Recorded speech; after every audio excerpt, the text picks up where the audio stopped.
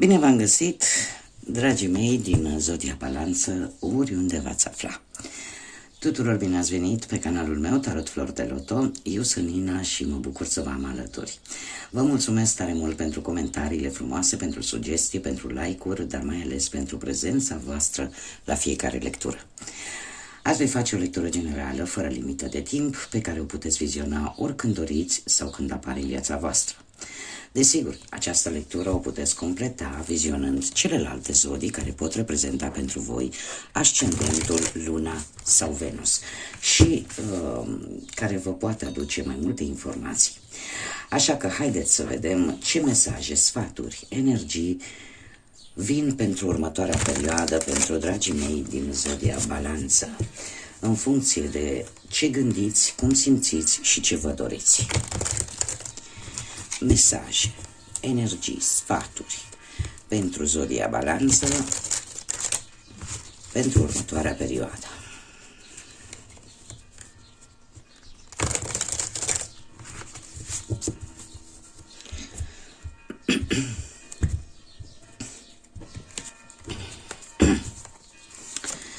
Și avem cavalerul de monede, optul de cupe, asul de cupe, pajul de spade,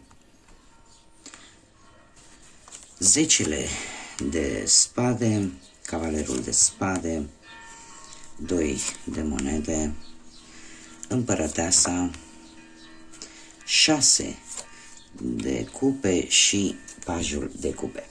Dragilor, într-un trecut apropiat sau foarte apropiat, se pare că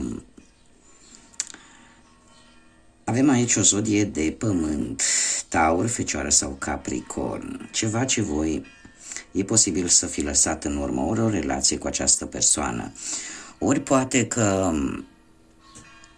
ați încercat să ați lăsat deja în urmă, dacă nu vorbim de o relație cu o persoană dintr-un semn de pământ, cum am mai spus, acest cavaler de monede se pare că poate reprezenta,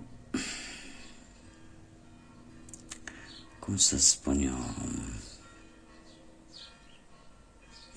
ați lăsat poate în urmă o situație care cerea foarte multă responsabilitate. Posibil, poate, un loc de muncă, e posibil în care vi se cerea poate prea multe responsabilități și cumva poate banii nu erau pe măsura responsabilităților și cerințelor care vi se cereau. Cumva ați lăsat această situație care implica, în afara faptului că vi se cerea poate prea mult, poate că vă plictisea pur și simplu. O situație în care nu vă mai regăseați, o situație în care nu mai prezenta interes pentru voi și pe care ați lăsat-o în urmă. Avem un alt cavaler de data aceasta de spade și un 2 de monede. O situație în care ați avut, probabil ați încercat cel puțin să țineți în echilibru, să rezolvați două lucruri în același timp sau să le țineți așa într-o balanță, referitor poate la o persoană dintr-un semn de aer, Gemeni, Balanță ca voi sau Vărsător, sau poate chiar voi sunteți în situația în care încercați să țineți sau ați încercat într-un trecut foarte apropiat să țineți în balanță două situații, două relații din viața voastră. Cert este că cumva este tipic pentru zodia voastră, da? Este tipic pentru Zodia Balanță să-și găsească echilibru. Și în același timp eu aș zice că cumva sunteți destul de perfecționiști. Sunteți destul de perfecționiști și dacă lucrurile nu ies cumva cum vă doriți voi, lucrul ăsta vă poate destabiliza un pic. În situația actuală, se pare că unii dintre voi ori sunteți la începutul unei relații și sentimentele sunt destul de bune, reciproce, emoții, o stare de bine, o stare de energie pozitivă din punct de vedere sentimental, probabil cu cineva dintr-o zodie de pământ. Nu știu, poate a avut loc o reîmpăcare posibil pentru unii dintre voi cu acest as, cu cineva dintr-o zodie de pământ, Taur, Fecioară sau Capricorn și cumva, nu știu, s-a produs un soi de, nu neapărat de transformare, dar un soi de readucere aminte, de reînnoire, da? Cu împărăteasa. Sau pentru alții poate simboliza, de exemplu, apariția unui nou membru în familie, posibil, iar asta să fi schimbat un pic lucrurile. Cert este că sau poate v-a făcut să vă simțiți mai frumos, mai frumoasă, să aveți mai multă grijă de voi, acest nou început sau acest nou reînceput, da? Atât pentru cei care sunt singuri și care e posibil să fi găsit pe cineva dintr-un semn de pământ, cât și pentru cei care poate au reluat o veche relație, cumva lucrul ăsta vă face să vă simțiți mai bine, să fiți, nu știu, să aveți poate mai multă grijă de la aspectul vostru fizic, să fi schimbat probabil ceva la apariția voastră, da, nu știu, o tunsoare nouă, o haină nouă, o apariție nouă, da, impulsionați de acest as de cupe care, cum am mai spus, ne vorbește de sentimente bune, sentimente reciproce și emoții foarte pozitive. Într-un viitor apropiat, în următoarea perioadă, avem acest paj de spade. Un paj de spade care aș zice eu că este o stare de nerăbdare. E ca și cum ți-ai dori ca o anumită durere din sufletul tău să se termine. Și se va termina. Se va termina pentru că avem un 10 de spade care reprezintă în același timp durerea, dar reprezintă sfârșitul acestei dureri. Mai jos de atât nu se putea. Așa că, într-o perioadă următoare, cumva, ori veți primi, din păcate zic, o lovitură din partea unei persoane foarte tinere, ceva ce o să vă necăjească, ceva ce o să vă supere, poate să fie reprezentată de copilul vostru, poate să fie un nepot, poate să fie oricine este mai tânăr decât voi, da? Poate să fie și un adolescent, care, din păcate, aș zice, cam duce o anumită situație la extrem și la un moment dat simțiți efectiv că parcă nu mai puteți, din punct de vedere mental, cel puțin, vis-a-vis de această persoană. Posibil să fie o persoană care, nu știu, parcă cumva nu o să vă mai placă așa de mult prezența ei, da? Pentru unii dintre voi. De ce? Pentru că simțiți că vă sufocă, simțiți că nu vă simțiți în largul vostru. Și eu aș mai spune un lucru foarte important. E posibil ca această persoană mai tânără decât voi, dacă nu reprezintă copil, nepot, cineva din familie mai tânăr, un adolescent, atunci reprezintă o persoană căreia voi o să poate că i-ați dat o informație importantă și e posibil ca această informație importantă pe care voi i-ați dat-o să o folosească împotriva voastră și să vă rănească. Da? Să vă trădeze, ca să zic așa.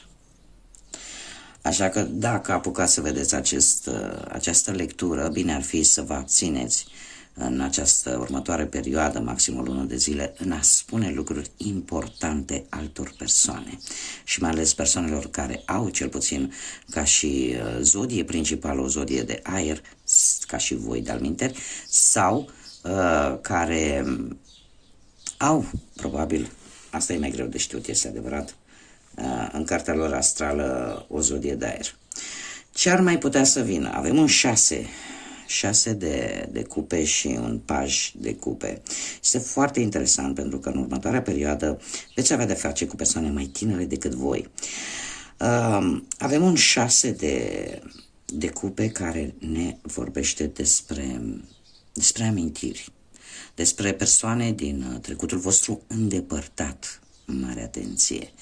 Și aici aș face o analogie și anume că e posibil ca această persoană care este cumva mai tânără decât voi să fie de fapt o persoană din trecutul vostru, care într-adevăr ca și vârstă să fie un pic mai mică decât voi la vârstă, dar cu care voi e posibil să fie avut o relație poate în trecut sau să fie avut nu știu, un adolescență posibil sau vreun amic, amică, da? Cineva din trecutul vostru îndepărtat care totuși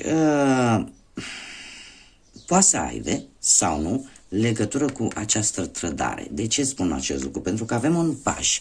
Deci sunt persoane diferite. Totuși, persoana din trecutul vostru îndepărtat este o persoană dintr-o zodie de apă, rac, pești sau scorpion, care cumva e posibil să apară în viața voastră într-o manieră foarte neașteptată.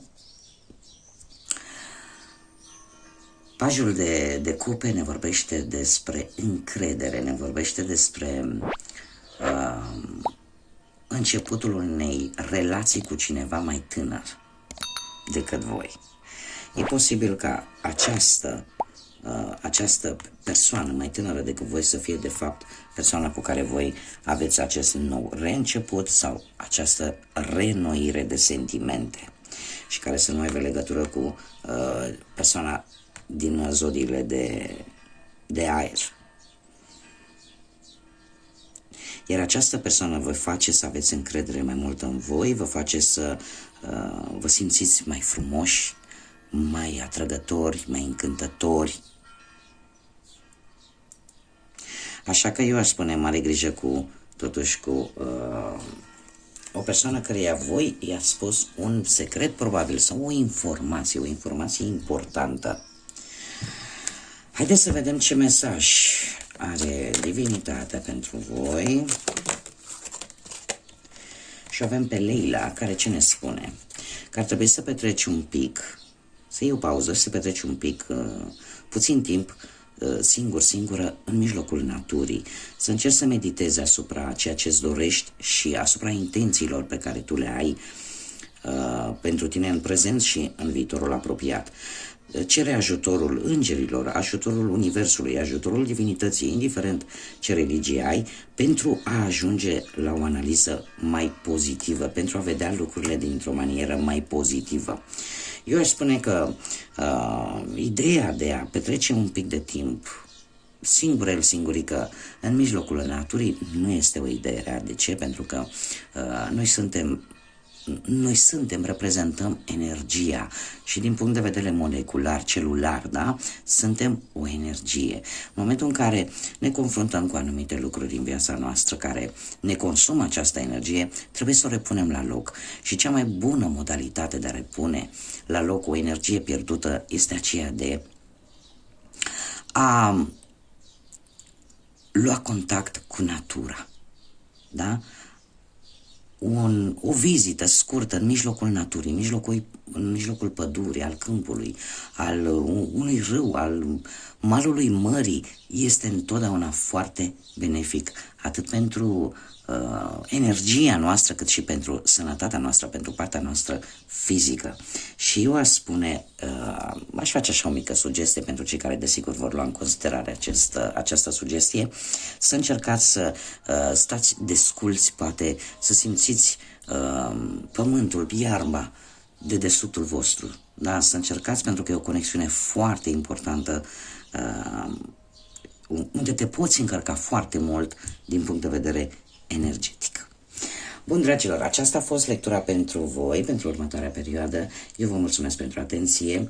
Sper că am reușit un pic să vă aduc așa un pic de lumină, un pic de claritate în gânduri. Vă doresc să aveți o zi minunată, o zi plină de vești bune și de multă energie pozitivă. Iar până data viitoare, să fiți iubiți, dragilor!